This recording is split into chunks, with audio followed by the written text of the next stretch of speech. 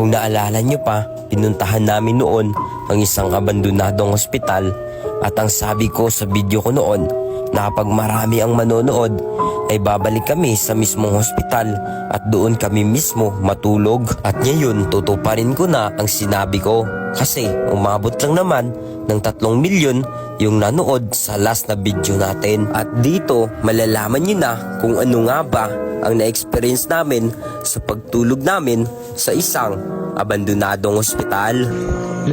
Ayun. Parang may dumaan. Parang may dumaan.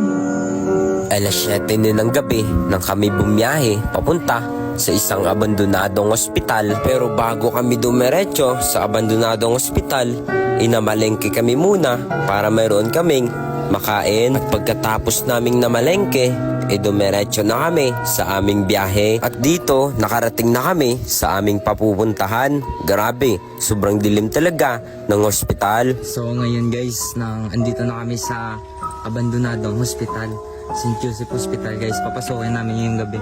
So time check muna. 8:06 na ng gabi na. Alas 8 na ng gabi guys. So bahala na kung ano mangyari sa atin sa loob. Papasokin talaga natin to. Let's go. At dito, bago kami pumasok sa isang abandonadong hospital, nagdasal muna kami. At hindi na namin pinatagal pa at lumapit na kami sa mismong gusali. At dito, nasa harapan na kami ng hospital. Dito na tayo. Pagkarating namin sa harapan ng hospital, ay pinasok na kaagad namin ang loob. At pagkapasok namin sa loob, dumiretso kami sa ikatlong palapag ng hospital. Pero sobrang daming damo at mukhang delikado pa kasi maraming sabi-sabi na mayroon daw ditong ahas. Kaya bumaba na kaagad kami sa ikalawang palapag at napag-isipan namin na doon na lang kami magpalipas ng gabi.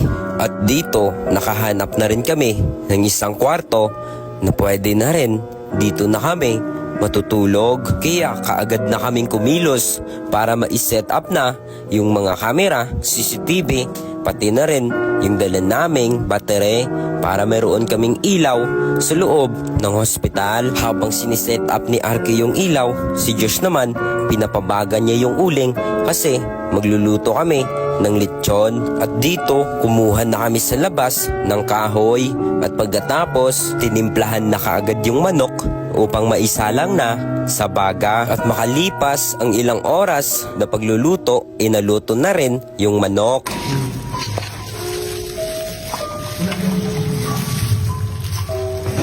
At hindi na rin namin pinatagal pa at kumain na kami kasi sobrang gutom na talaga. So ngayon guys, iikot na kami sa mismong gusali, mismong hospital guys. Anong oras na? Time check. 12:08. So alas 12 na ng hating gabi. Kaya Tingnan natin to para malaman na natin. So, nakatulog pa kahit di pa ako pero ayos na din to. so ito nga palang gamit kong flashlight guys. Solar para malinaw. Kasi sobrang dilim talaga. Kaya tara, let's go. Ikutin na namin.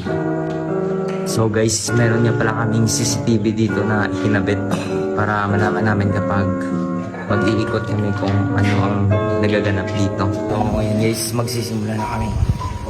At dito sinimulan na namin na mag-ikot sa loob ng hospital. At una pa lang, ito na yung nakita namin na sikat noon na estatyo ng St. Joseph. Pero ngayon parang putol na ang ulo. So ayun guys, andito pala yung statue ng St. Joseph. Ang bigat sa pakiramdam dito guys. Grabe, sobrang bigat talaga sa pakiramdam habang iniikot namin yung loob ng hospital. At dito parang may nakita kami sa ilalim, kaya bumaba na kagad kami upang ma-check namin kung ano ba yung nakita namin.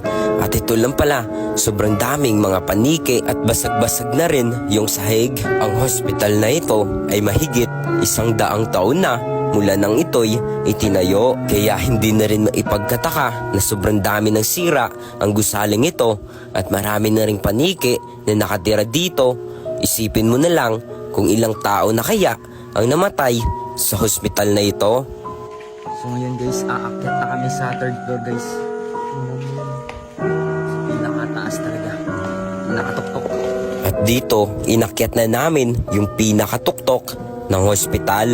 At dito, marami kaming nakita ng mga balete na nakakapit na sa mismong gusali. At dito naman, sobrang dami ng damo ang nakapaligid. Naalala ko lang na mayroon nakapagsabi sa akin na mag-ingat daw kami sa pinakataas ng hospital na ito kasi marami daw ditong mga ahas. Kaya hindi na rin kami nagpatagal pa sa itaas ng hospital at bumaba na kami sa ikalawang palapag. At dito may nakita kami na butas ang sahig. So guys, ito na yung mismong balete na nasa gusali guys. So guys, nang naikot na namin yung buong ospital. Kaya ngayon, babalik kami sa sa ini-stayan namin. Look, parang may dumaan. Kaagad na kaming bumalik sa kwarto kung saan kami matutulog kasi parang mayroong sumusunod sa amin. So ngayon guys, matutulog na kami. At dito, natulog na kami pero parang hindi ako makakatulog kasi sobrang ingay talaga sa pakiramdam na parang mayroong humihingi ng tulong sa iyo. So guys, nagising kami ng alas 4. Tapos nag-review kami ng CCTV kasi maraming narinig yung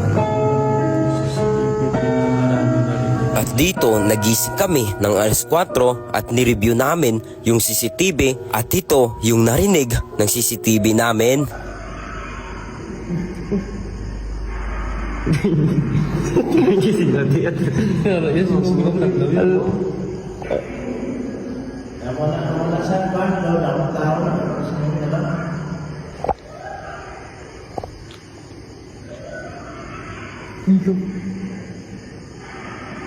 Alas dos.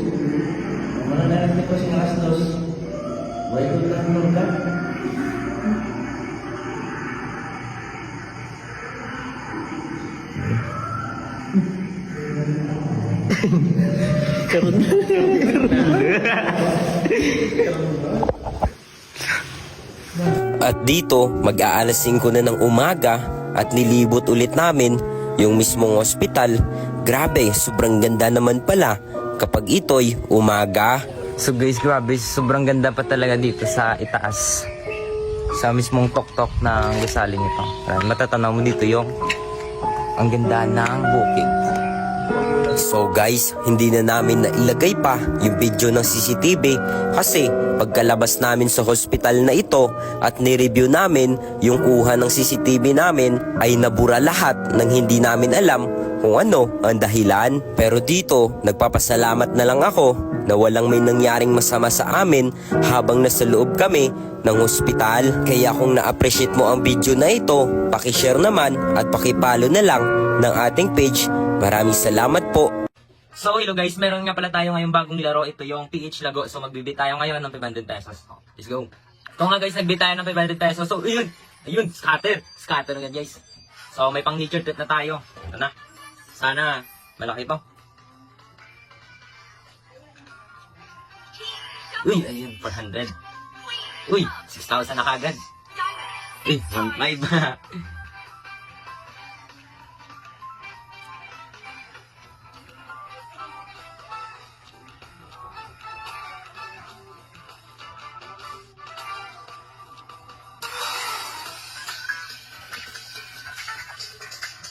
Uy, 8,000. So, pwede na to pang nature trip, guys. So, yung link nasa comment section.